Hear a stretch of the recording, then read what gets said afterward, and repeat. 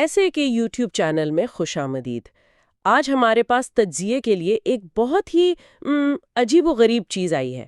ہمارے ایک سننے والے نے یہ دستاویز بھیجی ہے، اور سچ پوچھیں تو پہلے تو ہمیں سمجھ ہی نہیں آیا کہ اس کا کیا کریں۔ بالکل ہمارے سامنے ایک پی ڈی ایف فائل ہے، لیکن اس کے تقریباً تمام صفحات مکمل طور پر سفید ہیں۔ کوئی متن نہیں، کوئی تصویر نہیں، کچھ بھی نہیں، بس خالی پن ہے۔ لیکن ان خالی صفحات میں ایک چیز آپ کہہ سکتی ہیں مشترک ہے۔ جی، ہر صفحے کے بالکل نیچے چھوٹے حروف میں ایک ویب سائٹ کا پتہ لکھا ہے، www.bhutto.org۔ تو یہ ایک پہیلی کی طرح ہے۔ بالکل، بظاہر خالی دستاویز، لیکن ایک بہت واضح اشارے کے ساتھ۔ تو پہلا سوال تو یہی ذہن میں آتا ہے کہ کوئی ہمیں تجزیے کے لیے خالی صفحات کیوں بھیجے گا؟ یہ بہت عجیب ہے۔ یہاں دلچسپ بات یہ ہے کہ بعض اوقات معلومات کی عدم موجودگی خود ایک پیغام ہوتی ہے۔ اچھا؟ جی، یہ خالی پن ہمیں مجبور کرتا ہے کہ ہم اپنی توجہ اس واحد چیز پر مرکوز کریں جو موجود ہے، اور وہ ہے ویب سائٹ کا پتہ۔ تو یہ ایک طرح سے نقشہ ہے جس پر منزل کے علاوہ کچھ نہیں دکھایا گیا ہے۔ آپ نے بالکل صحیح کہا۔ یہ کہنے کا ایک انداز ہے کہ اگر سمجھنا ہے تو یہاں سے شروع کرو۔ تو ہم نے اس اشارے کو سمجھا اور www.bhutto.org کا گہرائی سے جائزہ لیا۔ ہمیں وہاں جو کچھ ملا وہ پاکستان کی تاریخ اور سیاست کے بارے میں ہماری سمجھ کو کئی نئے زاویے دیتا ہے۔ تو آئیے اس سفر کا آغاز کرتے ہیں۔ پہلی چیز جس نے ہمیں اپنی طرف متوجہ کی وہ تھا 1973 کے آئین سے متعلق دستاویزات کا ایک پورا سیکشن۔ اور یہ کوئی معمولی بات نہیں ہے۔ اکثر لوگ 1973 کے آئین کو صرف ایک قانونی دستاویز سمجھتے ہیں۔ جی، لیکن اس ویب سائٹ پر موجود مسودے، خطوط اور تقاریر بتاتی ہیں کہ یہ ایک سیاسی معجزے سے کم نہیں تھا۔ معجزہ کس لحاظ سے؟ ذرا سوچیں، 1971 کی جنگ کے بعد ملک دو ٹکڑے ہو چکا تھا، صوبوں کے درمیان شدید بے اعتمادی تھی۔ ماحول بہت کشیدہ ہوگا۔ بہت زیادہ۔ ایسے میں ایک ایسا آئین بنانا جس پر ملک کے تمام سیاسی اور مذہبی رہنما متفق ہوں، تقریباً ناممکن لگتا تھا۔ ویب سائٹ پر ایک خط کا عکس بھی موجود ہے۔ اس میں اس وقت کے ایک اپوزیشن رہنما نے لکھا تھا کہ ہم بھٹو سے سیاسی طور پر شدید اختلاف کر سکتے ہیں، لیکن آئین پر اتفاق پیدا کرنے کی ان کی صلاحیت کو تسلیم کرنا پڑے گا۔ یہ اس وقت کے ماحول کی کتنی زبردست عکاسی ہے۔ یہ صرف قانون سازی نہیں تھی، یہ ٹوٹے ہوئے ملک کو جوڑنے کی کوشش تھی۔ تو اس آئین کی روح کیا تھی؟ مطلب اس کا بنیادی مقصد کیا تھا؟ ویب سائٹ کے مطابق دو بنیادی چیزیں۔ پہلا، ایک مضبوط پارلیمانی نظام جہاں طاقت کا مرکز وزیر اعظم کا دفتر ہو، تاکہ کوئی فوجی آمر آسانی سے اقتدار پر قبضہ نہ کر سکے۔ بالکل۔ اور دوسرا، بنیادی انسانی حقوق کی ضمانت۔ اس سے پہلے کے آئین میں ان حقوق کا ذکر تو تھا، لیکن 1973 کے آئین نے انہیں عدالتی طور پر قابل عمل بنایا۔ اچھا، تو اس کا مطلب یہ ہوا کہ اگر حکومت آپ کے حقوق پامال کرے تو آپ عدالت جا سکتے ہیں؟ جی، آپ اسے بالکل اسی طرح سمجھ سکتی ہیں۔ یہ ایک نیا سماجی معاہدہ تھا جو کہہ رہا تھا کہ ریاست اپنے شہریوں کے حقوق کا تحفظ کرے گی اور بدلے میں شہری ایک متحد وفاق کا حصہ رہیں گے۔ یہ تو بہت بڑا قدم تھا۔ بہت بڑا۔ لیکن یہاں ایک دلچسپ نقطہ یہ بھی ہے کہ کچھ ناقدین کہتے ہیں کہ آئین نے وزیر اعظم کو بہت زیادہ اختیارات دے دیے، جس کا بعد میں خود بھٹو نے بھی بھرپور استعمال کیا۔ یہ واقعی ایک گہری بحث ہے۔ چلیں اب دوسرے موضوع کی طرف آتے ہیں جس نے مجھے بہت متاثر کیا۔ وہ ہے خارجہ پالیسی، خاص طور پر شملہ معاہدے سے متعلق سیکشن۔ جی، یہ بہت اہم نقطہ ہے۔ ہم اکثر شملہ معاہدے کو صرف جنگی قیدیوں کی واپسی سے جوڑتے ہیں نا؟ جی، لیکن ویب سائٹ پر موجود دستاویزات ایک بالکل مختلف کہانی سناتی ہیں۔ وہ کیسے؟ دیکھیں، ویب سائٹ پر اس دور کی کچھ سفارتی کیبلز اور نوٹس موجود ہیں۔ ان سے پتہ چلتا ہے کہ بھٹو کے ذہن میں صرف 90,000 جنگی قیدیوں کی واپسی نہیں تھی۔ تو پھر کیا تھا؟ وہ جنوبی ایشیا میں طاقت کے توازن کو ہمیشہ کے لیے بدلنا چاہتے تھے۔ وہ ایک ہاری ہوئی جنگ کے بعد مذاکرات کی میز پر بیٹھے تھے، لیکن ان کا مقصد صرف نقصانات کو کم کرنا نہیں تھا، بلکہ ایک نئی شروعات کرنا تھا۔ وہاں ایک تقریر کا اقتباس ہے جو انہوں نے معاہدے سے پہلے اپنی ٹیم کو کی تھی۔ انہوں نے کہا، ہم یہاں بھیک مانگنے نہیں آئے، ہم ایک خود مختار ملک کی حیثیت سے برابری کی سطح پر بات کرنے آئے ہیں۔ ہم امن چاہتے ہیں، لیکن اپنی شرائط پر۔ اور یہ اعتماد خاص طور پر اس وقت جب ملک کا مورال اپنے نچلے ترین سطح پر تھا، واقعی حیران کن ہے۔ اس کی عملی شکل ہمیں معاہدے میں کہاں نظر آتی ہے؟ اس کی عملی شکل شکوں میں ہے۔ بھارت چاہتا تھا کہ کشمیر کے مسئلے کو ہمیشہ کے لیے ختم کر دیا جائے اور لائن آف کنٹرول کو مستقل سرحد مان لیا جائے۔ اچھا۔ لیکن بھٹو نے اس بات کو یقینی بنایا کہ معاہدے میں کشمیر کو ایک متنوع مسئلہ تسلیم کیا جائے اور اس کا حل دو طرفہ مذاکرات کے ذریعے نکالنے پر اتفاق ہو۔ تو اس ایک نقطے نے اس مسئلے کو زندہ رکھا۔ بالکل، یہ ایک سفارتی جیت تھی، اور یہ ایک بہت جائز سوال ہے۔ ایک اچھے محقق کی طرح ہمیں ہمیشہ ماخذ کے نقطہ نظر کو ذہن میں رکھنا چاہیے۔ صحیح۔ یہ ویب سائٹ بھٹو کے ورثے کو منانے کے لیے بنائی گئی ہے، تو ظاہر ہے کہ یہ ان کے اقدامات کو مثبت روشنی میں ہی پیش کرے گی۔ تو اس پر تنقید کیا ہے؟ تنقید کرنے والے کہتے ہیں کہ دو طرفہ مذاکرات کی شرط نے اقوام متحدہ جیسے بین الاقوامی فورمز کے کردار کو محدود کر دیا، لیکن اس ویب سائٹ کا مقصد ہمیں یہ بتانا ہے کہ اس وقت کے حالات میں پاکستان کے لیے بہترین ممکنہ نتیجہ کیا حاصل کیا گیا۔ ٹھیک ہے، اب آتے ہیں اس تیسرے موضوع پر جو شاید سب سے زیادہ متنازع بھی ہے اور ویب سائٹ پر اس کا بھرپور دفاع کیا گیا ہے: نیشنلائزیشن۔ جی ہاں، یعنی صنعتوں کو قومی تحویل میں لینے کی پالیسی۔ یہ بھٹو کی اسلامی سوشلزم کی پالیسی کا مرکزی ستون تھا نا؟ جی، ویب سائٹ پر اس دور کے پالیسی پیپرز اور تقاریر موجود ہیں جو اس فیصلے کے پیچھے کی سوچ کو واضح کرتی ہیں۔ اس وقت پاکستان میں دولت کا ارتکاز صرف 22 خاندانوں کے ہاتھوں میں تھا۔ صرف 22 خاندان؟ پورے ملک میں؟ جی، پورے ملک میں۔ تو بھٹو کا نظریہ، جیسا کہ ویب سائٹ پر پیش کیا گیا، یہ تھا کہ ملک کے وسائل چند ہاتھوں میں رہنے کے بجائے ریاست کی ملکیت ہوں تاکہ ان کا منافع عوام کی فلاح و بہبود پر خرچ ہو۔ ایک تقریر میں وہ کہتے ہیں، میں نہیں چاہتا کہ میرے ملک کا مزدور صرف فیکٹری کا غلام بن کر رہے، میں چاہتا ہوں کہ وہ اس فیکٹری کی پیداوار اور منافع میں حصہ دار بنے۔ یہ نعرہ بہت پرکشش لگتا ہے۔ بہت زیادہ، لیکن اس کے عملی نتائج تو کافی تباہ کن ثابت ہوئے تھے، نہیں؟ بالکل، اور یہیں پر تاریخ کی پیچیدگی سامنے آتی ہے۔ ویب سائٹ اس پالیسی کے ارادے اور نظریے پر زور دیتی ہے، یعنی معاشی انصاف اور وسائل کی منصفانہ تقسیم۔ تو وہ اس کے نفاذ کی ناکامی کا ذکر کرتی ہے یا اسے نظر انداز کر دیتی ہے؟ یہ ایک دلچسپ سوال ہے۔ ویب سائٹ براہ راست ناکامی کا لفظ استعمال نہیں کرتی، لیکن یہ ان چیلنجز کا ذکر کرتی ہے جن کا سامنا کرنا پڑا۔ اچھا۔ یہ اس بات پر زور دیتی ہے کہ ایک طویل مدتی منصوبہ تھا جسے مکمل ہونے کا وقت ہی نہیں دیا گیا، اور بعد کی حکومتوں نے اس پورے ڈھانچے کو ختم کر دیا۔ تو یہ ہمیں ایک خاص نقطہ نظر دے رہی ہے کہ نظریہ درست تھا، بس اسے صحیح طریقے سے نافذ کرنے یا جاری رکھنے کا موقع نہیں ملا۔ جی، اور یہ ہمیں سکھاتا ہے کہ کسی بھی تاریخی واقعے کا تجزیہ کرتے وقت ارادے اور نتیجے دونوں کو دیکھنا ضروری ہے۔ تو آج کی اس پوری گفتگو کا خلاصہ کیا ہے؟ ہم نے ایک خالی دستاویز سے شروعات کی اور پاکستان کی تاریخ کے 3 اہم ستونوں کا ایک بالکل نیا زاویہ دیکھا۔ بالکل، جو دستاویز بظاہر خالی تھی وہ دراصل معنی سے بھری ہوئی تھی۔ اس نے ہمیں مجبور کیا کہ ہم معلومات کے صارف نہ بنیں بلکہ خود تحقیق کریں۔ اس نے ہمیں صرف حقائق نہیں دیے بلکہ حقائق تک پہنچنے کا راستہ دکھایا۔ اور اس عمل میں ہم نے صرف بھٹو کی پالیسیوں کے بارے میں نہیں سیکھا، بلکہ یہ بھی سیکھا کہ تاریخ کو کیسے پڑھا اور سمجھا جاتا ہے۔ ہم نے سیکھا کہ ہر ماخوذ کا اپنا ایک نقطہ نظر ہوتا ہے اور مکمل سچائی تک پہنچنے کے لیے ہمیں مختلف نقطہ نظر کو دیکھنا پڑتا ہے۔ بھیجنے والے نے ہمیں مچھلی پکڑ کر نہیں دی بلکہ مچھلی پکڑنا سکھانے کی طرف بھیج دیا ہے۔ بالکل۔ اور یہ گفتگو ہمیں ایک آخری سوچ پر چھوڑ جاتی ہے جس پر غور کیا جا سکتا ہے۔ کیا علم کی اصل قدر اسے تیار شدہ شکل میں حاصل کرنے میں ہے یا اسے خود تلاش کرنے کی جدوجہد میں پوشیدہ ہے؟ یعنی جب تاریخ ہمیں ایک صاف ستھری کہانی کے بجائے ایک پہیلی کی صورت میں پیش کی جاتی ہے تو کیا یہ ہمیں ایک بہتر اور زیادہ تنقیدی سوچ رکھنے والا انسان نہیں بنا دیتی؟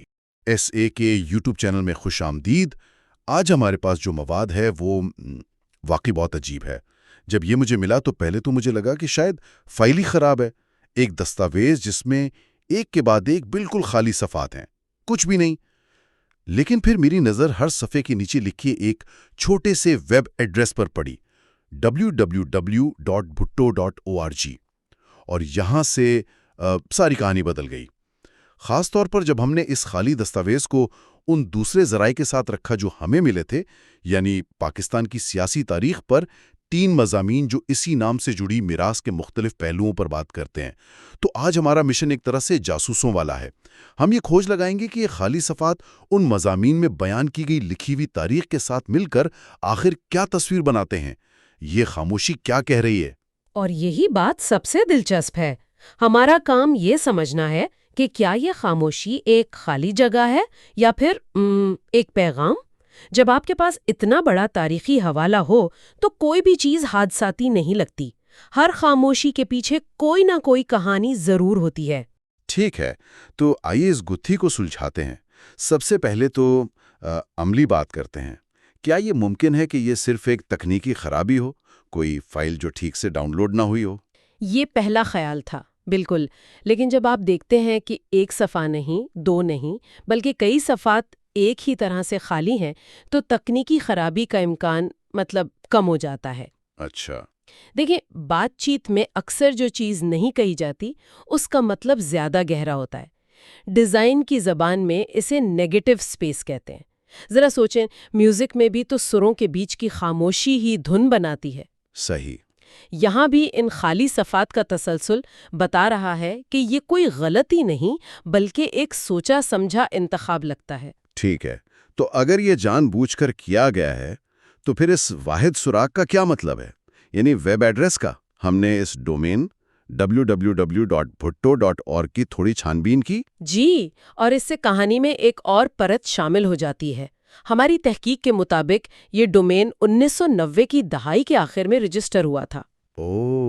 کافی پرانا ہے۔ جی، شروع میں یعنی 2000 کی دہائی کے اوائل میں اس پر کچھ مواد تھا، زیادہ تر آرکائیو کی شکل میں، تصاویر اور تقاریر وغیرہ۔ لیکن پچھلے 10 سال سے بھی زیادہ عرصے سے یہ ویب سائٹ غیر فعال اور خالی پڑی ہے۔ اچھا۔ اس سے ایک نیا سوال پیدا ہوتا ہے، کیا یہ خاموشی جان بوجھ کر اختیار کی گئی ہے یا یہ محض نظر انداز کیے جانے کا نتیجہ ہے؟ کیا یہ ایک بیان ہے یا صرف ڈیجیٹل دنیا کا ایک بھولا بسرا کونا؟ بالکل۔ یہ ایک بہت اہم سوال ہے۔ آئیے اس سوال کو ذہن میں رکھتے ہوئے اپنے دوسرے ذرائع کی طرف چلتے ہیں۔ ہمیں جو ایک مضمون ملا وہ ذوالفقار علی بھٹو کے عدالتی مقدمے سے متعلق تھا۔ اس میں خاص طور پر ذکر تھا کہ مقدمے کی کارروائی کے بہت بڑے حصے کو یا تو خفیہ رکھا گیا یا ریکارڈ سے حذف کر دیا گیا۔ جب میں نے وہ پڑھا اور پھر ان خالی صفحات کو دیکھا تو مجھے ان دونوں کے درمیان ایک گہرا تعلق محسوس ہوا۔ بالکل، اور یہ ہمیں ہماری پہلی ممکنہ تشریح کی طرف لے جاتا ہے۔ یہ خالی صفحات حذف شدہ تاریخ یا خاموش کر دی گئی آوازوں کی علامت ہو سکتے ہیں۔ مطلب سینسرشپ؟ صرف سینسرشپ ہی نہیں بلکہ اس سے بھی بڑھ کر یہ صرف 80 کی دہائی میں پریس پر لگی پابندیوں کی بات نہیں ہے، یہ سرکاری تاریخ کے ان خلاؤں کی بات ہے جو جان بوجھ کر چھوڑے گئے ہیں۔ بھٹو کا مقدمہ اس کی بہترین مثال ہے۔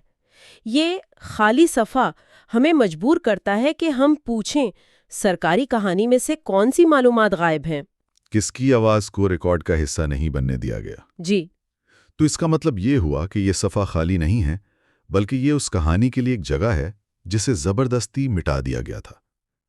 یہ ایک یاد دہانی ہے کہ یہاں کچھ تھا جو اب نہیں ہے۔ جی، یہ ماضی کی ایک ایسی بازگشت ہے جو سنائی نہیں دیتی مگر محسوس ہوتی ہے۔ ٹھیک ہے، یہ تو ماضی کے بارے میں ایک بہت طاقتور نقطہ ہے، لیکن مجھے یہاں تھوڑا سا اختلاف کرنے دیجیے۔ ضرور۔ کیا ہم کچھ زیادہ ہی مایوس کن نتیجہ نہیں نکال رہے؟ ہمارے پاس ایک اور ذریعہ بھی ہے جو بھٹو میراث سے جڑی امید اور نئی نسل کے بیانیے پر بات کرتا ہے، خاص طور پر بے نظیر اور پھر بلاول کے حوالے سے۔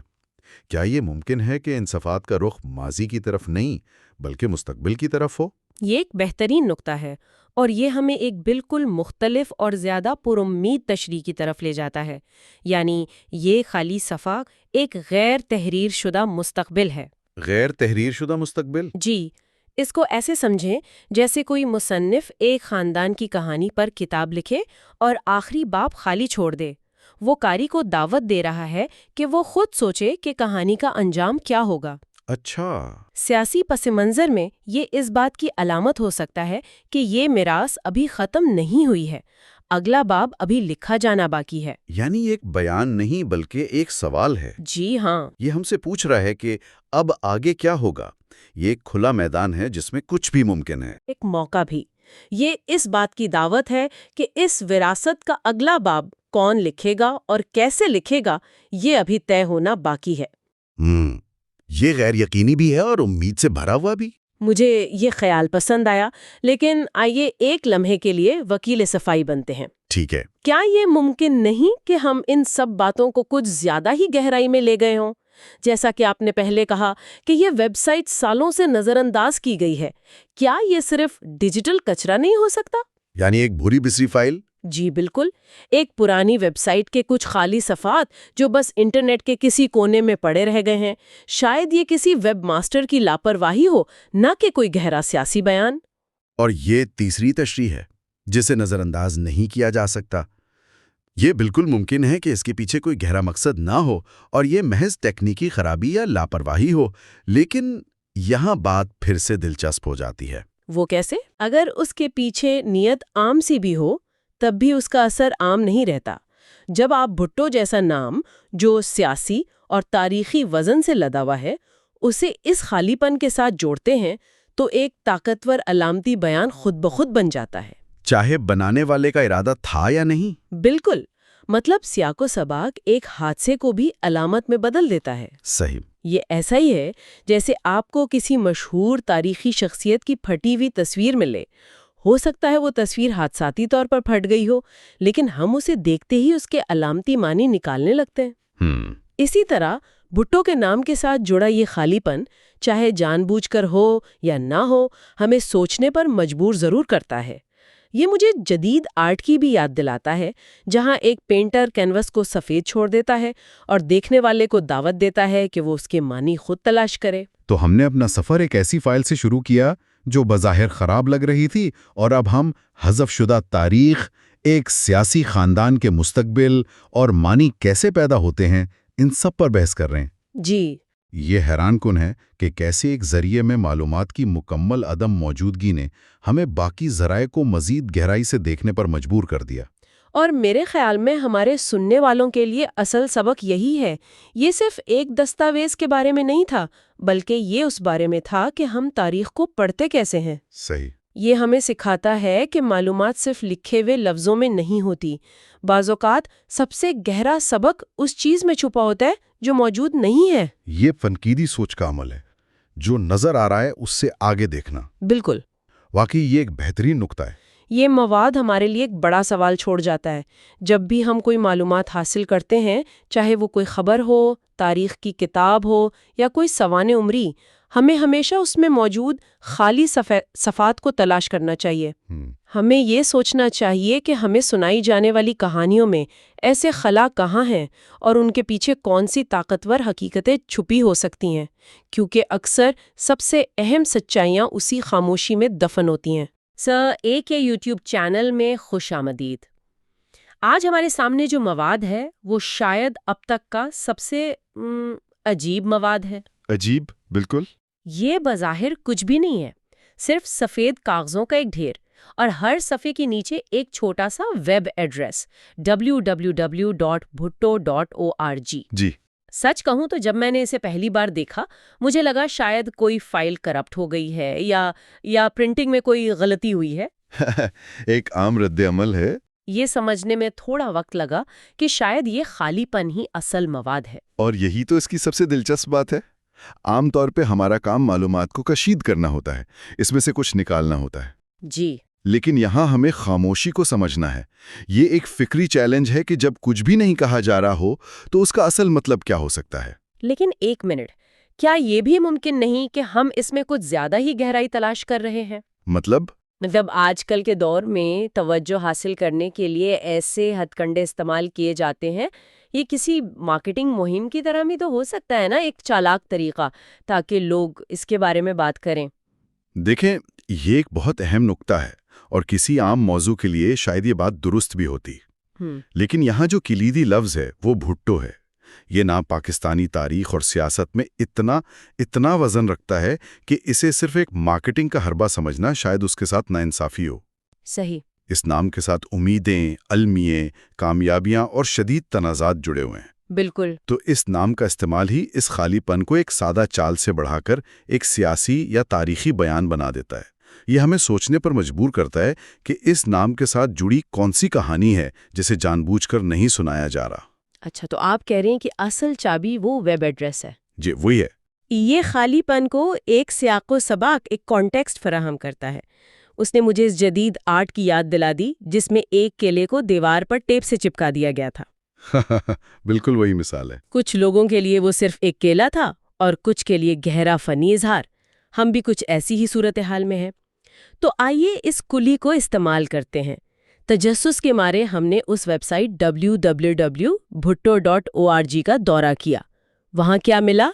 اور یہیں سے معاملہ مزید دلچسپ ہو جاتا ہے۔ اچھا۔ وہ ویب سائٹ بھی ان صفوں کی طرح ہی بہت سادہ ہے۔ کوئی لمبے چوڑے مضامین نہیں، کوئی سیاسی منشور نہیں۔ تو پھر کیا ہے؟ اس پر صرف دو چیزیں نمایاں ہیں۔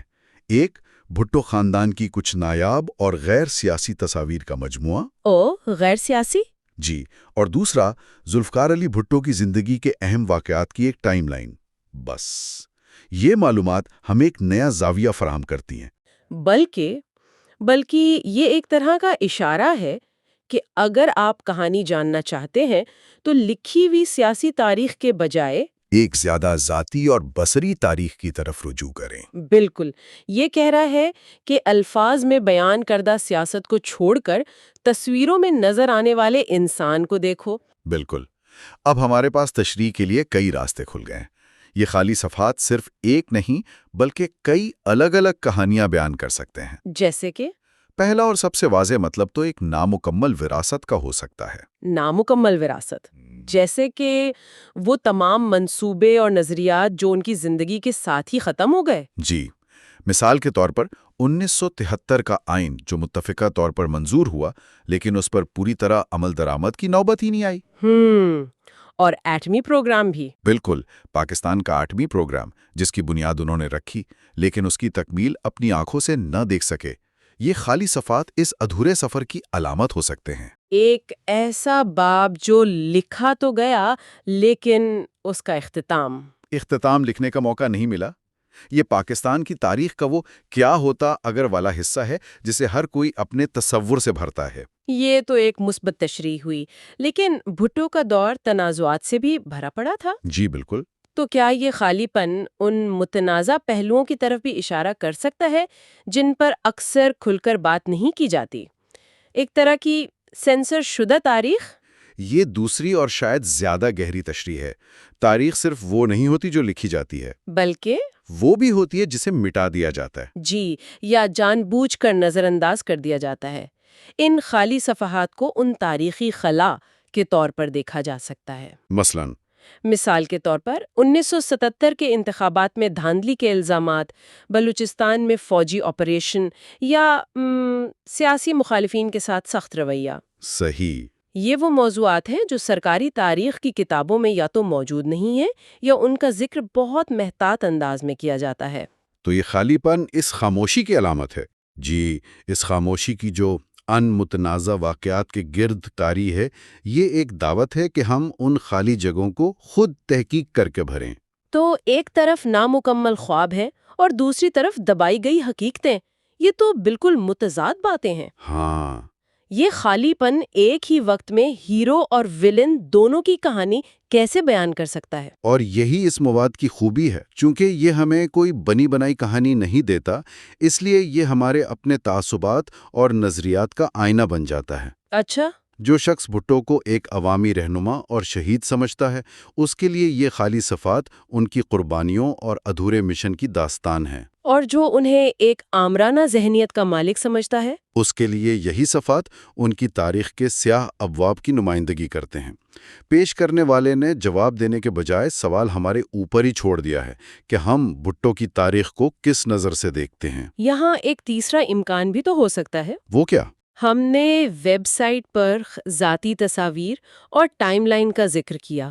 کیا یہ ممکن ہے کہ یہ خالی صفحات ایک بیان ہو کہ بھٹو کی شخصیت کو صرف سیاست کے دائرے میں قید کر دیا گیا ہے؟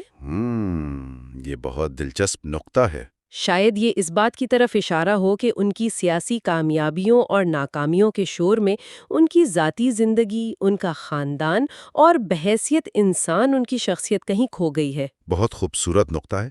یہ تشریح اس مواد کو ایک زیادہ انسانی پہلو دیتی ہے۔ گویا یہ کہا جا رہا ہو کہ سیاسی بیانیے اتنے زیادہ لکھے اور بولے جا چکے ہیں کہ اب مزید الفاظ کی گنجائش نہیں۔ تو اصل کہانی سمجھنے کے لیے اب الفاظ سے پرے دیکھنا ہوگا۔ ان تصویروں میں جہاں وہ ایک سیاستدان نہیں بلکہ ایک باپ، ایک شوہر اور ایک دوست کے روپ میں نظر آتے ہیں۔ صحیح۔ اس لحاظ سے یہ خالی پن ایک طرح کا پیلٹ کلینزر ہے جو ہمیں سیاسی بحثوں سے ہٹا کر ایک زیادہ بنیادی اور ذاتی حقیقت کی طرف متوجہ کرتا ہے۔ تو اگر ہم ان تمام باتوں کو سمیٹیں تو عام طور پر ہم یہاں حقائق اور اعداد و شمار پیش کرتے ہیں، لیکن آج کی گفتگو کا محور یہ ہے کہ ابلاغ صرف معلومات دینے کا نام نہیں۔ بالکل نہیں۔ یہ تجربہ ہمیں سکھا رہا ہے کہ بعض اوقات معلومات کو روک لینا، دیکھنے والے کو خود سوچنے اور خالی جگہوں کو پر کرنے کی دعوت دینا ایک زیادہ طاقتور عمل ہو سکتا ہے۔ بالکل۔ اس کی اصل قدر ان جوابات میں نہیں جو یہ دیتا ہے، بلکہ ان سوالات میں ہے جو یہ ہمارے ذہنوں میں پیدا کرتا ہے۔ یہ ہمیں تاریخ پڑھنے کے عمل پر ہی سوال اٹھانے پر مجبور کرتا ہے۔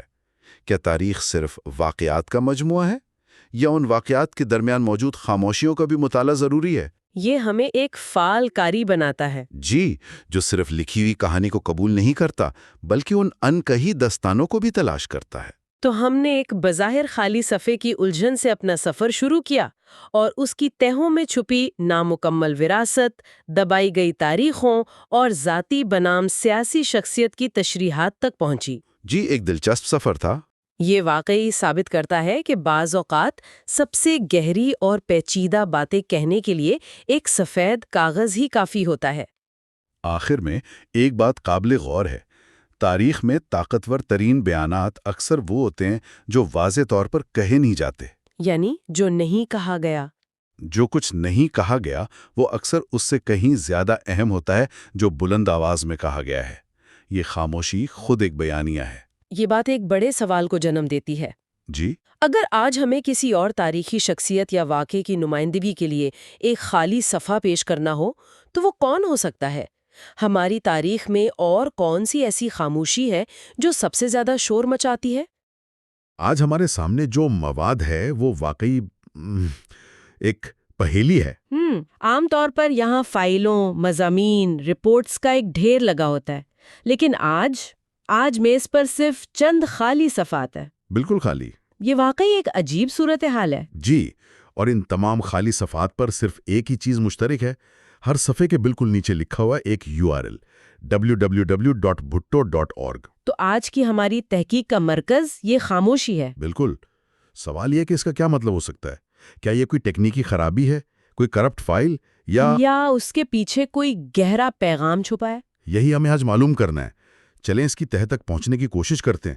یہ ہمارے لیے بالکل نیا تجربہ ہے۔ اچھا، تو سب سے پہلی اور جو واضح قابلیت ہے اس پر بات کرتے ہیں۔ کیا یہ محض ایک تکنیکی خرابی ہو سکتی ہے؟ میرا بھی پہلا خیال یہی تھا کہ شاید فائل لوڈ نہیں ہوئی۔ جی، ڈیجیٹل دنیا میں ایسا بالکل ممکن ہے۔ فائلیں کرپٹ ہو جاتی ہیں، ڈیٹا غائب ہو جاتا ہے، لیکن اگر ہم ایک لمحے کے لیے یہ فرض کر لیں کہ یہ جان بوجھ کر بھیجا گیا ہے تو پھر یہ خاموشی خود ایک بیان بن جاتی ہے۔ اچھا، یہ نقطہ دلچسپ ہے اور یہاں سے بات واقعی گہری ہونا شروع ہوتی ہے۔ جی، ہمارے پاس واحد ٹھوس ثبوت یہ URL ہے www.bhutto.org۔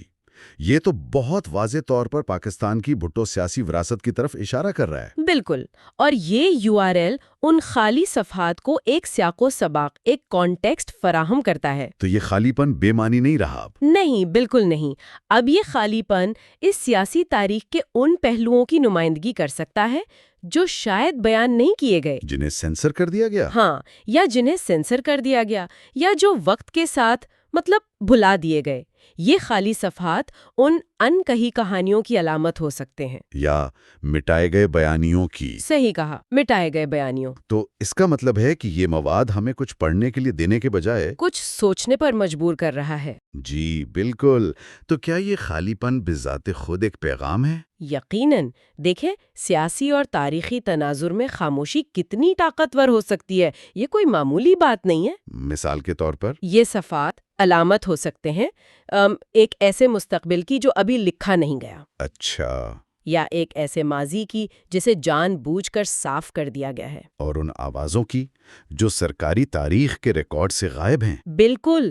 تاریخ صرف اس سے نہیں بنتی جو لکھا جاتا ہے، بلکہ اس سے بھی بنتی ہے جو نہیں لکھا جاتا۔ جی، جو جان بوجھ کر چھوڑ دیا جاتا ہے۔ تو آخر اس سب کا نتیجہ کیا نکلتا ہے؟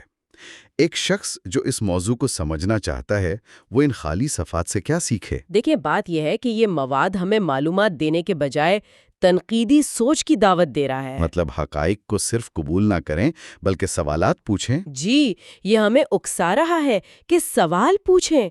مثلا اس URL کے پیچھے کی تاریخ کیا ہے؟ بھٹو خاندان کی تاریخ، ان کی سیاست۔ صحیح۔ اور پھر یہ کہ اس تاریخ کے وہ کون سے پہلو ہیں جن پر بات کرنا مشکل ہو سکتا ہے؟ وہ متنازعہ پہلو۔ جی، وہی۔ اور سب سے اہم سوال یہ ہے کہ معلومات کی عدم موجودگی، یہ جو خلا ہے، یہ ہمیں کیا سکھا سکتا ہے؟ یہ تو واقعی ایک بالکل مختلف زاویہ ہے کسی بھی مواد کو دیکھنے کا۔ عام طور پر تو ہم الفاظ اور ڈیٹا میں معنی تلاش کرتے ہیں، اور یہاں ہمیں خاموشی میں معنی تلاش کرنے ہیں۔ تو ہم نے ایک معمہ سے آغاز کیا تھا، چند خالی صفحات سے، اور ہماری گفتگو سینسرشپ، تاریخ لکھنے کے عمل اور اب خاموشی کی طاقت تک جا پہنچی ہے۔ اور شاید سب سے اہم سبق یہی ہے کہ معلومات ہمیشہ الفاظ میں نہیں ہوتی ہیں۔ کبھی کبھی سب سے گہری سچائی اس خلا میں چھپی ہوتی ہے جو چھوڑ دیا جاتا ہے۔ بالکل، جو انسیڈ ہے، جو لکھا نہیں گیا۔ اصل کہانی اکثر وہیں ہوتی ہے۔ یہ تجربہ ہمیں یہ سوچنے پر مجبور کرتا ہے کہ ہم جن موضوعات کا مطالعہ کرتے ہیں ان میں ہم کتنی بار صرف دی گئی معلومات پر توجہ دیتے ہیں۔ جی، اور اس پر غور نہیں کرتے کہ کیا کچھ جان بوجھ کر چھوڑ دیا گیا ہے۔ تو آج کی اس گفتگو کے اختتام پر ہم اپنے سننے والوں کے لیے ایک سوچ مارے جا رہے ہیں۔ جی، یہ تجربہ ہمیں دعوت دیتا ہے کہ ہم ان کہانیوں کے بارے میں سوچیں جنہیں ہم مکمل سمجھتے ہیں۔ ان کہانیوں میں خالی صفحات کہاں ہیں؟ خوش آمدید۔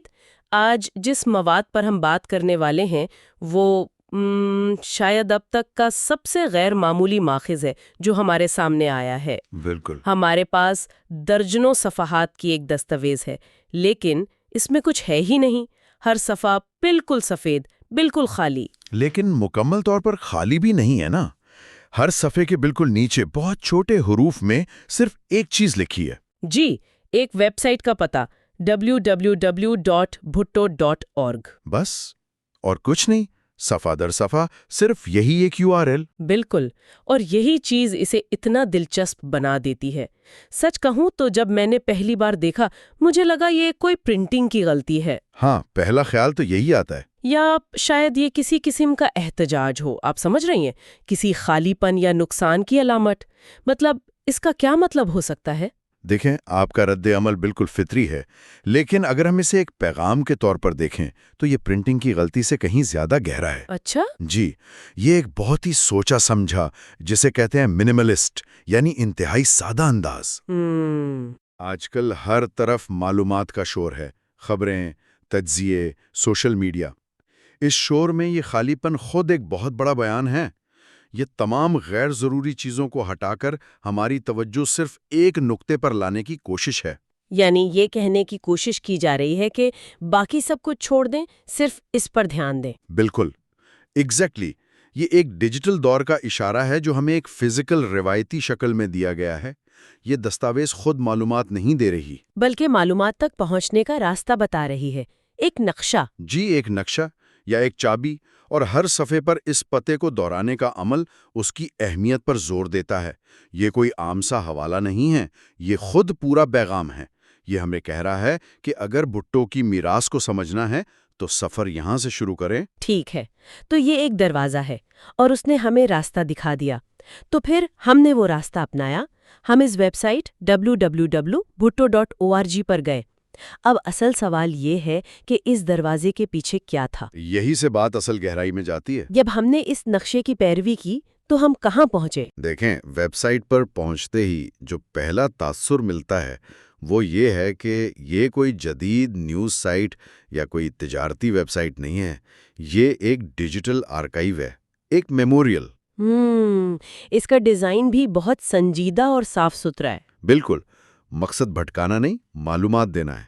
ہوم پیج پر ذوالفقار علی بھٹو کی ایک بڑی باوقار تصویر ہے اور سائٹ کو واضح طور پر 4 بڑے حصوں میں تقسیم کیا گیا ہے: شخصیت، نظریہ، شہادت اور میراث۔ تو یہ جو ساخت ہے یہ خود ایک کہانی بتا رہی ہے، ایک فرد کی زندگی کو ایک خاص ترتیب میں پیش کیا جا رہا ہے۔ جی، چلیں نظریہ والے حصے سے شروع کرتے ہیں۔ ظاہر ہے یہی ان کی عوامی زندگی کا مرکز رہا ہوگا۔ وہاں کیا چیز نمایاں کی گئی ہے؟ نظریہ والا حصہ بنیادی طور پر ان کی پالیسیوں اور سیاسی کامیابیوں پر مرکوز ہے۔ سب سے زیادہ زور 1973 کے آئین پر دیا گیا ہے، جسے پاکستان کی تاریخ کا ایک اہم سنگ میل سمجھا جاتا ہے۔ جی بالکل، اس کے بارے میں تفصیلی مضامین ہیں کہ کیسے انہوں نے تمام سیاسی جماعتوں کو ایک متفقہ آئین پر اکٹھا کیا ہے۔ اس کے علاوہ زرعی اصلاحات اور بڑی صنعتوں کو قومیانے کی جو پالیسی تھی، نیشنلائزیشن۔ جی نیشنلائزیشن، اسے غریب اور مزدور طبقے کی ایک بہت بڑی فتح کے طور پر پیش کیا گیا ہے۔ اچھا، تو بیانیہ یہ ہے کہ وہ عوام کے رہنما تھے، لیکن صنعتوں کو قومیانے کا عمل تو بہت متنازع بھی رہا ہے، اس پر بہت تنقید بھی ہوتی ہے۔ کیا ویب سائٹ اس کے منفی پہلوؤں کا کوئی ذکر کرتی ہے؟ بہت کم، تقریباً نہ ہونے کے برابر، اور یہی اس ویب سائٹ کا ایک اہم پہلو ہے۔ یہ ایک مخصوص نقطہ نظر پیش کرتی ہے۔ یعنی یہ کوئی غیر جانبدارانہ تجزیہ نہیں ہے؟ بالکل نہیں، قومیانے کے فیصلے کو معاشی مساوات قائم کرنے کی ایک جرات مند کوشش کے طور پر دکھایا گیا ہے۔ اس سے ہونے والے معاشی نقصانات یا نجی شعبے پر اس کے اثرات، اس پر کوئی بحث نہیں ہے۔ یہ ایک دفاعی دستاویز ہے، یہ ان کے حامیوں کا موقف ہے اور وہ اسے بغیر کسی معذرت کے پیش کرتے ہیں۔ یہ بہت دلچسپ بات ہے، یعنی یہ ویب سائٹ صرف ایک معلوماتی مرکز نہیں ہے بلکہ یہ ایک طرح کا نظریاتی قلعہ بھی ہے۔ بہترین کہا آپ نے، ایک نظریاتی قلعہ۔ یہ صرف حقائق نہیں بتا رہے بلکہ ان حقائق کی تشریح بھی کر رہی ہے۔ اچھا، خارجہ پالیسی کے بارے میں کیا کہا گیا ہے؟ میں سوچ سکتی ہوں کہ اس پر بھی بہت کچھ ہوگا۔ جی ہاں، خارجہ پالیسی پر ایک پورا ذیلی سیکشن ہے۔ اس میں شملہ معاہدے کو ایک بہت بڑی سفارتی کامیابی کے طور پر دکھایا گیا ہے، جس سے جنگی قیدیوں کی واپسی ممکن ہوئی۔ پھر اسلامی سربراہی کانفرنس کی میزبانی کو مسلم دنیا میں ان کی قائدانہ حیثیت کی علامت کے طور پر پیش کیا گیا ہے، اور سب سے بڑھ کر پاکستان کے ایٹمی پروگرام کی بنیاد رکھنے کو ان کا سب سے بڑا کارنامہ قرار دیا گیا ہے۔ اور وہ مشہور جملہ بھی ہوگا، ہم گھاس کھا لیں گے لیکن ایٹم بم ضرور بنائیں گے۔ جی، وہ جملہ بہت نمایاں طور پر درج ہے۔ لیکن یہاں ایک سوال اٹھتا ہے، ایک ایسی شخصیت جن کی میراث اتنی پیچیدہ اور متنازع ہو، ان کے بارے میں ایک ایسی ویب سائٹ جو صرف مثبت پہلوؤں کو ہی دکھائے، کیا یہ اپنے مقصد میں کامیاب ہو سکتی ہے؟ آج کے دور میں لوگ بہت شکی مزاج ہیں، کیا ایسا یک طرفہ بیانیہ لوگوں کو مزید مشکوک نہیں کر دیتا؟ یہ ایک بہترین نقطہ ہے، اور شاید اسی لیے وہ شروع والی خالی صفحات کی دستاویز اتنی ذہانت سے بنائی گئی ہے۔ اچھا، وہ کیسے؟ دیکھیں، وہ دستاویز آپ پر کوئی بیانیہ مسلط نہیں کرتی، وہ صرف ایک راستہ دکھاتی ہے۔ یہ ایک فعال عمل کی دعوت ہے۔ ویب سائٹ پر آ کر صارف کو خود فیصلہ کرنا ہوتا ہے۔ مثال کے طور پر شہادت والا سیکشن دیکھیں۔ ٹھیک ہے۔ یہ حصہ ان کے مقدمے اور پھانسی کے بارے میں ہے۔ اس میں مقدمے کو صاف صاف عدالتی قتل کہا گیا ہے، اور پھر بین الاقوامی قانون دانوں اور انسانی حقوق کی تنظیموں کے بیانات شامل کیے گئے ہیں جنہوں نے اس مقدمے پر تنقید کی تھی۔ تو وہ بیرونی ذرائع سے اپنے موقف کو مضبوط کرنے کی کوشش کر رہے ہیں؟ بالکل، وہ یہ نہیں کہہ رہے ہیں کہ صرف ہماری بات مانیں، بلکہ وہ کہہ رہے ہیں کہ دیکھیں، دنیا نے بھی یہی کہا تھا۔ اس سیکشن میں ان کے جیل سے لکھے گئے خطوط کے اقتباسات بھی ہیں۔ یہ ایک بہت ہی جذباتی اپیل ہے۔ یہ ان کی سیاسی شخصیت سے ہٹ کر انہیں ایک انسان کے طور پر پیش کرنے کی کوشش ہے۔ جی، ایک باپ، ایک شوہر جو ناانصافی کا شکار ہوا، یہ مواد پڑھنے والے کو صرف ایک غیر فعال صارف نہیں رہنے دیتا، یہ اسے سوچنے پر مجبور کرتا ہے۔ اور میراث والے حصے میں کیا ہے؟ کیا وہ صرف تصاویر اور تقاریر کا مجموعہ ہے یا اس میں بھی کوئی بیانیہ ہے؟ اس میں بھی ایک بہت واضح بیانیہ ہے۔ تصاویر میں انہیں عالمی رہنماؤں کے ساتھ دکھایا گیا ہے، ماؤ زیدونگ، قذافی، کسنجر، تاکہ ان کا بین الاقوامی قد واضح ہو۔ اور ساتھ ہی عام لوگوں کے ساتھ بھی تصاویر ہوں گی؟ بالکل، ایسی تصاویر بھی ہیں جن میں وہ غریب کسانوں اور مزدوروں کے ساتھ بیٹھے ہیں، عوامی رابطہ دکھانے کے لیے۔ تقاریر کے آڈیو کلپس بھی ہیں، خاص طور پر اقوام متحدہ والی مشہور تقریر۔ یہ سب مل کر ایک خاص شبیہ کو ذہن میں نقش کرنے کے لیے بنایا گیا ایک مکمل پیکیج ہے۔ تو اب اگر ہم شروع کی اس خالی دستاویز پر واپس جائیں تو اس کا مطلب زیادہ واضح ہو جاتا ہے۔ یہ ایک طرح سے ذہن کو تیار کرنے کا عمل تھا، جیسے کسی میوزیم میں داخل ہونے سے پہلے آپ کو ایک خاموش سادہ گیلری سے گزارا جائے تاکہ آپ باہر کی دنیا کا شور پیچھے چھوڑ آئیں اور جو دیکھنے جا رہے ہیں اس پر پوری توجہ مرکوز کر سکیں۔ کیا بہترین مثال دی آپ نے! بالکل یہی بات ہے۔ وہ خالی صفحات ایک فلٹر کا کام کرتے ہیں۔ وہ کہتے ہیں کہ اگر آپ واقعی جاننے میں دلچسپی رکھتے ہیں تو آپ کو یہ قدم اٹھانا پڑے گا، URL ٹائپ کرنا پڑے گا۔ صحیح۔ جو لوگ صرف سرسری دلچسپی رکھتے ہیں وہ شاید وہیں رک جائیں گے، لیکن جو آگے بڑھتے ہیں وہ ایک ایسی دنیا میں داخل ہوتے ہیں جو بہت احتیاط سے بنائی گئی ہے۔ یہ کہنے کے مترادف ہے کہ دوسروں کی کہانی سننے سے پہلے ہماری کہانی براہ راست ہم سے سنیں۔ تو اس سب کا خلاصہ کیا ہے؟ اس پورے تجربے سے، ان خالی صفحات سے لے کر ویب سائٹ کے مواد تک ہم کیا سیکھتے ہیں؟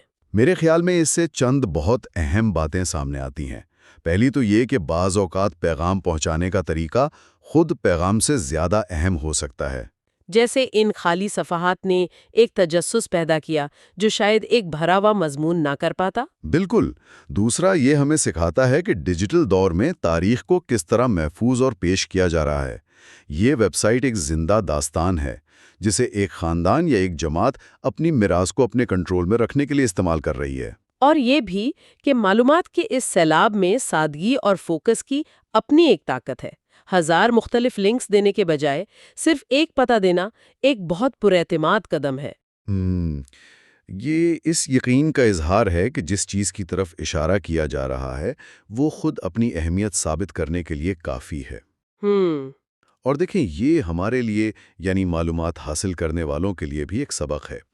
یہ ہمیں یاد دلاتا ہے کہ ہر معلوماتی ذریعہ، چاہے وہ کتنا ہی جامع کیوں نہ لگے، اس کا اپنا ایک نقطہ نظر اور ایک مقصد ہوتا ہے۔ صحیح۔ یہ ویب سائٹ بھٹو کی میراث کو سمجھنے کے لیے ایک ناقابل یقین حد تک بھرپور ذریعہ ہے، لیکن یہ حتمی سچائی نہیں ہے۔ یہ ایک بہت اچھی طرح سے تیار کیا گیا نقطہ نظر ہے۔ اصل سمجھداری اس نقطہ نظر کو پہچاننے اور پھر اسے دوسرے ذرائع سے موازنہ کرنے میں ہے۔ یہ ایک بہت گہری سوچ ہے۔ اس نے ایک سادہ سی نظر آنے والی دستاویز کو ایک کثیر الجہاتی سبق میں بدل دیا ہے۔ اس سے ایک حتمی سوال پیدا ہوتا ہے جو شاید ہمارے سننے والوں کے لیے ہے۔ جب تاریخی شخصیات کی میراث کو اس طرح ڈیجیٹل پلیٹ فارمز پر احتیاط سے تیار کیا جاتا ہے تو کیا یہ تاریخ کو زندہ رکھنے کا ایک ذریعہ ہے یا اسے ایک مخصوص ناقابل تبدیل شکل میں منجمد کرنے کی کوشش؟ اور بطور صارف ہماری کیا ذمہ داری بنتی ہے کہ ہم ایک پیش کیے گئے بیانیہ اور ایک پیچیدہ حقیقت کے درمیان فرق کو سمجھ سکیں۔ خوش آمدید۔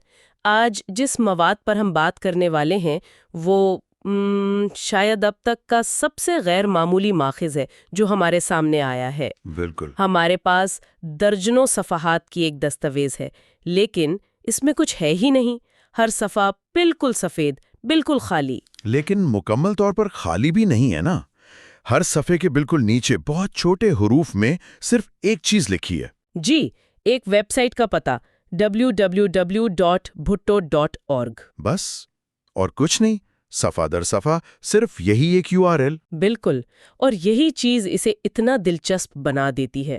سچ کہوں تو جب میں نے پہلی بار دیکھا مجھے لگا یہ کوئی پرنٹنگ کی غلطی ہے۔ ہاں، پہلا خیال تو یہی آتا ہے۔ یا شاید یہ کسی قسم کا احتجاج ہو، آپ سمجھ رہی ہیں، کسی خالی پن یا نقصان کی علامت۔ مطلب اس کا کیا مطلب ہو سکتا ہے؟ دیکھیں، آپ کا رد عمل بالکل فطری ہے، لیکن اگر ہم اسے ایک پیغام کے طور پر دیکھیں تو یہ پرنٹنگ کی غلطی سے کہیں زیادہ گہرا ہے۔ اچھا؟ جی، یہ ایک بہت ہی سوچا سمجھا، جسے کہتے ہیں منیملسٹ، یعنی انتہائی سادہ انداز۔ آج کل ہر طرف معلومات کا شور ہے، خبریں، تجزیے، سوشل میڈیا۔ اس شور میں یہ خالی پن خود ایک بہت بڑا بیان ہے۔ یہ تمام غیر ضروری چیزوں کو ہٹا کر ہماری توجہ صرف ایک نقطے پر لانے کی کوشش ہے۔ یعنی یہ کہنے کی کوشش کی جا رہی ہے کہ باقی سب کچھ چھوڑ دیں، صرف اس پر دھیان دیں۔ بالکل، ایگزیکٹلی۔ یہ ایک ڈیجیٹل دور کا اشارہ ہے جو ہمیں ایک فزیکل روایتی شکل میں دیا گیا ہے۔ یہ دستاویز خود معلومات نہیں دے رہی، بلکہ معلومات تک پہنچنے کا راستہ بتا رہی ہے، ایک نقشہ۔ جی، ایک نقشہ یا ایک چابی، اور ہر صفحے پر اس پتے کو دہرانے کا عمل اس کی اہمیت پر زور دیتا ہے۔ یہ کوئی عام سا حوالہ نہیں ہے، یہ خود پورا پیغام ہے۔ یہ ہمیں کہہ رہا ہے کہ اگر بھٹو کی میراث کو سمجھنا ہے تو سفر یہاں سے شروع کریں۔ ٹھیک ہے، تو یہ ایک دروازہ ہے اور اس نے ہمیں راستہ دکھا دیا۔ تو پھر ہم نے وہ راستہ اپنایا، ہم اس ویب سائٹ www.bhutto.org پر گئے۔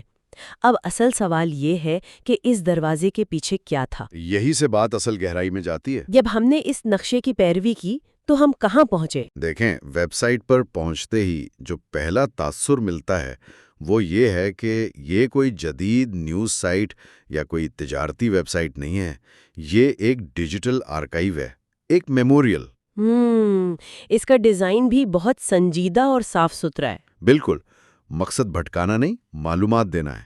ہوم پیج پر ذوالفقار علی بھٹو کی ایک بڑی باوقار تصویر ہے اور سائٹ کو واضح طور پر 4 بڑے حصوں میں تقسیم کیا گیا ہے: شخصیت، نظریہ، شہادت اور میراث۔ تو یہ جو ساخت ہے یہ خود ایک کہانی بتا رہی ہے، ایک فرد کی زندگی کو ایک خاص ترتیب میں پیش کیا جا رہا ہے۔ جی، چلیں نظریہ والے حصے سے شروع کرتے ہیں۔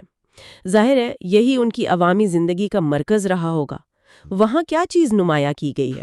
نظریہ والا حصہ بنیادی طور پر ان کی پالیسیوں اور سیاسی کامیابیوں پر مرکوز ہے۔ سب سے زیادہ زور 1973 کے آئین پر دیا گیا ہے، جسے پاکستان کی تاریخ کا ایک اہم سنگ میل سمجھا جاتا ہے۔ جی بالکل۔ اس کے بارے میں تفصیلی مضامین ہیں کہ کیسے انہوں نے تمام سیاسی جماعتوں کو ایک متفقہ آئین پر اکٹھا کیا ہے۔ اس کے علاوہ زرعی اصلاحات اور بڑی صنعتوں کو قومیانے کی جو پالیسی تھی، نیشنلائزیشن۔ جی، نیشنلائزیشن، اسے غریب اور مزدور طبقے کی ایک بہت بڑی فتح کے طور پر پیش کیا گیا ہے۔ اچھا، تو بیانیہ یہ ہے کہ وہ عوام کے رہنما تھے، لیکن صنعتوں کو قومیانے کا عمل تو بہت متنازع بھی رہا ہے، اس پر بہت تنقید بھی ہوتی ہے۔ کیا ویب سائٹ اس کے منفی پہلوؤں کا کوئی ذکر کرتی ہے؟ بہت کم، تقریباً نہ ہونے کے برابر، اور یہی اس ویب سائٹ کا ایک اہم پہلو ہے۔ یہ ایک مخصوص نقطہ نظر پیش کرتی ہے۔ یعنی یہ کوئی غیر جانبدارانہ تجزیہ نہیں ہے؟ بالکل نہیں۔ قومیانے کے فیصلے کو معاشی مساوات قائم کرنے کی ایک جرات مند کوشش کے طور پر دکھایا گیا ہے۔ اس سے ہونے والے معاشی نقصانات یا نجی شعبے پر اس کے اثرات، اس پر کوئی بحث نہیں ہے۔ یہ ایک دفاعی دستاویز ہے۔ یہ ان کے حامیوں کا موقف ہے اور وہ اسے بغیر کسی معذرت کے پیش کرتے ہیں۔ یہ بہت دلچسپ بات ہے، یعنی یہ ویب سائٹ صرف ایک معلوماتی مرکز نہیں ہے، بلکہ یہ ایک طرح کا نظریاتی قلعہ بھی ہے۔ بہترین کہا آپ نے، ایک نظریاتی قلعہ۔ یہ صرف حقائق نہیں بتا رہے، بلکہ ان حقائق کی تشریح بھی کر رہی ہے۔ اچھا، خارجہ پالیسی کے بارے میں کیا کہا گیا ہے؟ میں سوچ سکتی ہوں کہ اس پر بھی بہت کچھ ہوگا۔ جی ہاں، خارجہ پالیسی پر ایک پورا ذیلی سیکشن ہے۔ اس میں شملہ معاہدے کو ایک بہت بڑی سفارتی کامیابی کے طور پر دکھایا گیا ہے، جس سے جنگی قیدیوں کی واپسی ممکن ہوئی۔ پھر اسلامی سربراہی کانفرنس کی میزبانی کو مسلم دنیا میں ان کی قائدانہ حیثیت کی علامت کے طور پر پیش کیا گیا ہے، اور سب سے بڑھ کر پاکستان کے ایٹمی پروگرام کی بنیاد رکھنے کو ان کا سب سے بڑا کارنامہ قرار دیا گیا ہے۔ اور وہ مشہور جملہ بھی ہوگا، ہم گھاس کھا لیں گے لیکن ایٹم بم ضرور بنائیں گے۔ جی، وہ جملہ بہت نمایاں طور پر درج ہے۔ لیکن یہاں ایک سوال اٹھتا ہے، ایک ایسی شخصیت جن کی میراث اتنی پیچیدہ اور متنازع ہو، ان کے بارے میں ایک ایسی ویب سائٹ جو صرف مثبت پہلوؤں کو ہی دکھائے، کیا یہ اپنے مقصد میں کامیاب ہو سکتی ہے؟ آج کے دور میں لوگ بہت شکی مزاج ہیں۔ کیا ایسا یک طرفہ بیانیہ لوگوں کو مزید مشکوک نہیں کر دیتا؟ یہ ایک بہترین نقطہ ہے۔ اور شاید اسی لیے وہ شروع والی خالی صفحات کی دستاویز اتنی ذہانت سے بنائی گئی ہے۔ اچھا، وہ کیسے؟ دیکھیں، وہ دستاویز آپ پر کوئی بیانیہ مسلط نہیں کرتی، وہ صرف ایک راستہ دکھاتی ہے۔ یہ ایک فعال عمل کی دعوت ہے۔ ویب سائٹ پر آ کر صارف کو خود فیصلہ کرنا ہوتا ہے۔ مثال کے طور پر شہادت والا سیکشن دیکھیں۔ ٹھیک ہے۔ یہ حصہ ان کے مقدمے اور پھانسی کے بارے میں ہے۔ اس میں مقدمے کو صاف صاف عدالتی قتل کہا گیا ہے، اور پھر بین الاقوامی قانون دانوں اور انسانی حقوق کی تنظیموں کے بیانات شامل کیے گئے ہیں جنہوں نے اس مقدمے پر تنقید کی تھی۔ تو وہ بیرونی ذرائع سے اپنے موقف کو مضبوط کرنے کی کوشش کر رہے ہیں؟ وہ یہ نہیں کہہ رہے ہیں کہ صرف ہماری بات مانیں، بلکہ وہ کہہ رہے ہیں کہ دیکھیں دنیا نے بھی یہی کہا تھا۔ اس سیکشن میں ان کے جیل سے لکھے گئے خطوط کے اقتباسات بھی ہیں۔ یہ ایک بہت ہی جذباتی اپیل ہے۔ یہ ان کی سیاسی شخصیت سے ہٹ کر انہیں ایک انسان کے طور پر پیش کرنے کی کوشش ہے۔ جی، ایک باپ، ایک شوہر جو ناانصافی کا شکار ہوا۔ یہ مواد پڑھنے والے کو صرف ایک غیر فعال صارف نہیں رہنے دیتا، یہ اسے سوچنے پر مجبور کرتا ہے۔ اور میراث والے حصے میں کیا ہے؟ کیا وہ صرف تصاویر اور تقاریر کا مجموعہ ہے یا اس میں بھی کوئی بیانیہ ہے؟ اس میں بھی ایک بہت واضح بیانیہ ہے۔ تصاویر میں انہیں عالمی رہنماؤں کے ساتھ دکھایا گیا ہے، ماؤ زیدونگ، قذافی، کسنجر، تاکہ ان کا بین الاقوامی قد واضح ہو۔ اور ساتھ ہی عام لوگوں کے ساتھ بھی تصاویر ہوں گی؟ بالکل، ایسی تصاویر بھی ہیں جن میں وہ غریب کسانوں اور مزدوروں کے ساتھ بیٹھے ہیں، عوامی رابطہ دکھانے کے لیے۔ تقاریر کے آڈیو کلپس بھی ہیں، خاص طور پر اقوام متحدہ والی مشہور تقریر۔ یہ سب مل کر ایک خاص شبیہ کو ذہن میں نقش کرنے کے لیے بنایا گیا ایک مکمل پیکیج ہے۔ تو اب اگر ہم شروع کی اس خالی دستاویز پر واپس جائیں تو اس کا مطلب زیادہ واضح ہو جاتا ہے۔ یہ ایک طرح سے ذہن کو تیار کرنے کا عمل تھا، جیسے کسی میوزیم میں داخل ہونے سے پہلے آپ کو ایک خاموش سادہ گیلری سے گزارا جائے تاکہ آپ باہر کی دنیا کا شور پیچھے چھوڑ آئیں اور جو دیکھنے جا رہے ہیں اس پر پوری توجہ مرکوز کر سکیں۔ کیا بہترین مثال دی آپ نے۔ بالکل یہی بات ہے۔ وہ خالی صفحات ایک فلٹر کا کام کرتے ہیں۔ وہ کہتے ہیں کہ اگر آپ واقعی جاننے میں دلچسپی رکھتے ہیں تو آپ کو یہ قدم اٹھانا پڑے گا، URL ٹائپ کرنا پڑے گا۔ صحیح۔ جو لوگ صرف سرسری دلچسپی رکھتے ہیں وہ شاید وہیں رک جائیں گے، لیکن جو آگے بڑھتے ہیں وہ ایک ایسی دنیا میں داخل ہوتے ہیں جو بہت احتیاط سے بنائی گئی ہے۔ یہ کہنے کے مترادف ہے کہ دوسروں کی کہانی سننے سے پہلے ہماری کہانی براہ راست ہم سے سنیں۔ تو اس سب کا خلاصہ کیا ہے؟ اس پورے تجربے سے، ان خالی صفحات سے لے کر ویب سائٹ کے مواد تک ہم کیا سیکھتے ہیں؟ میرے خیال میں اس سے چند بہت اہم باتیں سامنے آتی ہیں۔ پہلی تو یہ کہ بعض اوقات پیغام پہنچانے کا طریقہ خود پیغام سے زیادہ اہم ہو سکتا ہے۔ جیسے ان خالی صفحات نے ایک تجسس پیدا کیا جو شاید ایک بھرا ہوا مضمون نہ کر پاتا۔ بالکل۔ دوسرا، یہ ہمیں سکھاتا ہے کہ ڈیجیٹل دور میں تاریخ کو کس طرح محفوظ اور پیش کیا جا رہا ہے۔ یہ ویب سائٹ ایک زندہ داستان ہے جسے ایک خاندان یا ایک جماعت اپنی میراث کو اپنے کنٹرول میں رکھنے کے لیے استعمال کر رہی ہے۔ اور یہ بھی کہ معلومات کے اس سیلاب میں سادگی اور فوکس کی اپنی ایک طاقت ہے۔ ہزار مختلف لنکس دینے کے بجائے صرف ایک پتہ دینا ایک بہت پراعتماد قدم ہے۔ یہ اس یقین کا اظہار ہے کہ جس چیز کی طرف اشارہ کیا جا رہا ہے وہ خود اپنی اہمیت ثابت کرنے کے لیے کافی ہے۔ اور دیکھیں، یہ ہمارے لیے یعنی معلومات حاصل کرنے والوں کے لیے بھی ایک سبق ہے۔ یہ ہمیں یاد دلاتا ہے کہ ہر معلوماتی ذریعہ، چاہے وہ کتنا ہی جامع کیوں نہ لگے، اس کا اپنا ایک نقطہ نظر اور ایک مقصد ہوتا ہے۔ صحیح۔ یہ ویب سائٹ بھٹو کی میراث کو سمجھنے کے لیے ایک ناقابل یقین حد تک بھرپور ذریعہ ہے، لیکن یہ حتمی سچائی نہیں ہے۔ یہ ایک بہت اچھی طرح سے تیار کیا گیا نقطہ نظر ہے۔ اصل سمجھداری اس نقطہ نظر کو پہچاننے اور پھر اسے دوسرے ذرائع سے موازنہ کرنے میں ہے۔ یہ ایک بہت گہری سوچ ہے۔ اس نے ایک سادہ سی نظر آنے والی دستاویز کو ایک کثیر الجہاتی سبق میں بدل دیا ہے۔ اس سے ایک حتمی سوال پیدا ہوتا ہے جو شاید ہمارے سننے والوں کے لیے ہے۔ جب تاریخی شخصیات کی میراث کو اس طرح ڈیجیٹل پلیٹ فارمز پر احتیاط سے تیار کیا جاتا ہے تو کیا یہ تاریخ کو زندہ رکھنے کا ایک ذریعہ ہے یا اسے ایک مخصوص ناقابل تبدیل شکل میں منجمد کرنے کی کوشش؟ اور بطور صارف ہماری کیا ذمہ داری بنتی ہے کہ ہم ایک پیش کیے گئے بیانیہ اور ایک پیچیدہ حقیقت کے درمیان فرق کو سمجھ سکیں۔ آج ہم ایک بہت ہی دلچسپ اور صاف کہوں تو ایک دھماکہ خیز کتاب پر بات کرنے والے ہیں۔ کتاب کا نام ہے پورا سچ اور مصنف ہیں شیخ محبوب علی۔ اس کا عنوان ہی ایسا ہے کہ آپ رک کر سوچنے پر مجبور ہو جاتے ہیں۔ کون سا پورا سچ؟ اور کیا اس کا مطلب یہ ہے کہ جو کچھ ہم اب تک جانتے تھے وہ ادھورا تھا؟ بالکل۔ اور دیکھیں، اس کتاب کا سروک ہی اس کے سارے ارادے ظاہر کر دیتا ہے۔ جی، یہ کوئی عام تاریخی کتاب نہیں لگتی۔ اس کے کور پر جو دعوے کیے گئے ہیں وہ سیدھے سیدھے پاکستان کی تاریخ کے جو قائم شدہ بیانیے ہیں ان کو چیلنج کرتے ہیں۔ یہ ایک جوابی کارروائی لگتی ہے۔ یہی بات ہے۔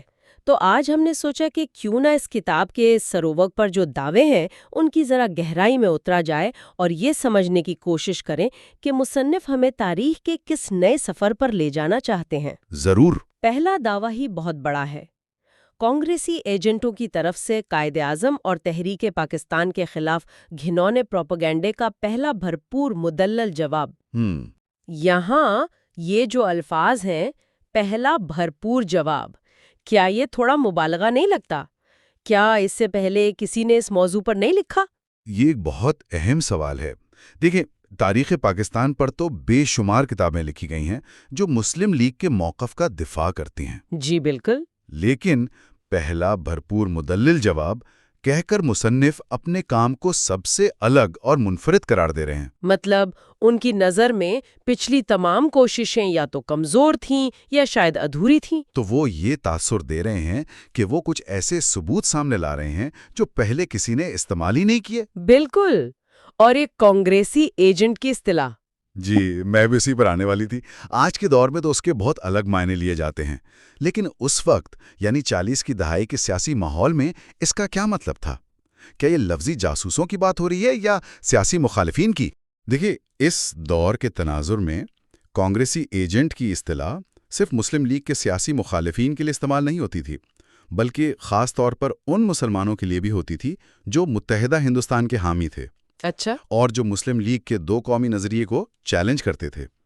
جماعتیں تھیں جیسے مجلس احرار اسلام، جمعیت علماء ہند یا پھر خدائی خدمتگار تحریک۔ تو کتاب کا دعویٰ یہ ہے کہ ان کی مخالفت صرف نظریاتی نہیں تھی؟ جی، دعویٰ یہ ہے کہ یہ ایک منظم منصوبہ تھا، ایک پروپیگنڈا مہم تھی جس کی پشت پناہی کانگریس کر رہی تھی۔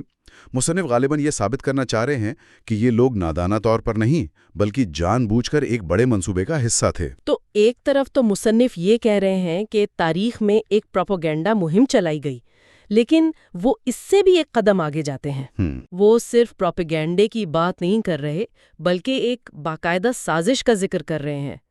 سرورق پر لکھا ہے، سینکڑوں خطوط و دستاویزات جن پر سازش کے تحت پردہ ڈالا گیا پہلی مرتبہ منظر عام پر آ رہے ہیں۔ یہ سازش اور پہلی مرتبہ جیسے الفاظ تو کہانی کو بالکل ہی بدل دیتے ہیں۔ بالکل، یہیں سے یہ کتاب ایک تاریخی تجزیے سے نکل کر ایک آپ کہہ لیں کہ ایک انکشاف یا ایکسپوزے کی شکل اختیار کر لیتی ہے۔ صحیح۔ سازش کا لفظ استعمال کر کے مصنف یہ کہہ رہے ہیں کہ تاریخ جیسی ہمیں پڑھائی گئی وہ ایک دھوکہ ہے، کچھ لوگوں نے مل کر سچ کو چھپایا۔ اور پہلی مرتبہ کا دعویٰ؟ وہ قاری سے وعدہ کر رہا ہے کہ اسے وہ خفیہ دستاویزات پڑھنے کو ملیں گی جو آج تک منظر عام پر نہیں آئیں۔ اس سے قاری کی دلچسپی تو بڑھتی ہے، لیکن ایک مورخ کے طور پر آپ پر ذمہ داری بھی بہت بڑھ جاتی ہے کہ آپ واقعی کوئی نیا اور ٹھوس ثبوت پیش کریں۔ اچھا، تو اگر ایک سازش تھی تو ظاہر ہے اس کے کردار بھی ہوں گے۔ کتاب اس پر بھی بات کرتی ہے اور سیدھا سوال پوچھتی ہے، انگریزوں کے تنخواہ دار ایجنٹ کون تھے؟ دستاویزی حقائق۔ یہ تو ایک بہت ہی سنگین الزام ہے۔ بہت سنگین، اور اس طرح کے دعووں کے لیے مصنفین عام طور پر انڈیا آفس لائبریری کے غیر اعلانیہ ریکارڈز یا وائسرائے کے خطوط یا پھر صوبائی گورنروں کی خفیہ ڈائریوں کا حوالہ دیتے ہیں۔ اچھا۔ ان دستاویزات میں اکثر برطانوی افسران مقامی رہنماؤں کے بارے میں اپنی رائے لکھا کرتے تھے، یا بعض اوقات کچھ رہنماؤں کو دیے جانے والے وظائف یا زمینوں کا ذکر بھی مل جاتا ہے۔ تو مصنف شاید ایسی ہی کسی دستاویز کی بنیاد پر یہ دعویٰ کر رہے ہیں؟ جی، لگتا تو یہی ہے۔ وہ یہ دکھانا چاہتے ہیں کہ تحریک پاکستان کے کچھ مخالفین نہ صرف نظریاتی طور پر انگریزوں کے قریب تھے بلکہ مالی طور پر بھی ان سے فائدہ اٹھا رہے تھے۔ اور اسی الزام کو تقویت دینے کے لیے ایک اور کتاب کا ذکر ہے، ایم ایس کوریجو کی نایاب انگریزی کتاب سرحدی گاندھی بھی شامل ہے۔ یہ ایک دلچسپ حربہ ہے کہ اپنی بات ثابت کرنے کے لیے ایک اور نایاب کتاب کا سہارا لیا جائے۔ بالکل۔ سرحدی گاندھی یعنی خان عبد الغفار خان، وہ تو کانگریس کے بہت بڑے حمایتی تھے۔ جی، اور یہ حوالہ بہت سوچ سمجھ کر دیا گیا ہے۔ خان عبد الغفار خان اور ان کی خدائی خدمتگار تحریک نے تقسیم ہند کی شدید مخالفت کی تھی۔ وہ متحدہ ہندوستان کے حامی تھے۔ جی، تو ایم ایس کوریجو کی کتاب جو اتنی عام نہیں ہے، غالباً ان کے کردار پر ایک تنقیدی نقطہ نظر پیش کرتی ہے۔ اس کتاب کو شامل کر کے مصنف یہ پیغام دے رہے ہیں کہ ان کا دعویٰ بے بنیاد نہیں ہے، بلکہ دوسرے مصنفین نے بھی اس پر لکھا ہے، بس وہ کتابیں عوام کی پہنچ سے دور رکھی گئی ہیں۔ واہ، یعنی ایک پورا مقدمہ تیار کیا جا رہا ہے۔ لیکن مجھے سب سے زیادہ چونکانے والا نقطہ یہ لگا جہاں مصنف قائد اعظم کی نہیں بلکہ صرف مسٹر جناح کی زندگی کا ذکر کرتے ہیں۔ لکھا ہے، قائد اعظم کی اس زندگی کا احوال جب وہ صرف مسٹر جناح تھے۔ اس صرف پر بہت زور ہے۔ اس سے ان کی کیا مراد ہو سکتی ہے؟ یہ تو تاریخ کو بالکل الٹا کر دیکھنے والی بات ہے۔ یہ واقعی اس سرورق کا سب سے دلچسپ نقطہ ہے۔ یہ اس دور کی بات ہو رہی ہے جب محمد علی جناح کو ہندو مسلم اتحاد کا سفیر کہا جاتا تھا۔ جی، جیسے 1916 کا لکھنؤ پیکٹ۔ بالکل، مشہور لکھنؤ پیکٹ، جس میں انہوں نے کانگریس اور مسلم لیگ کو ایک پلیٹ فارم پر اکٹھا کر دیا تھا۔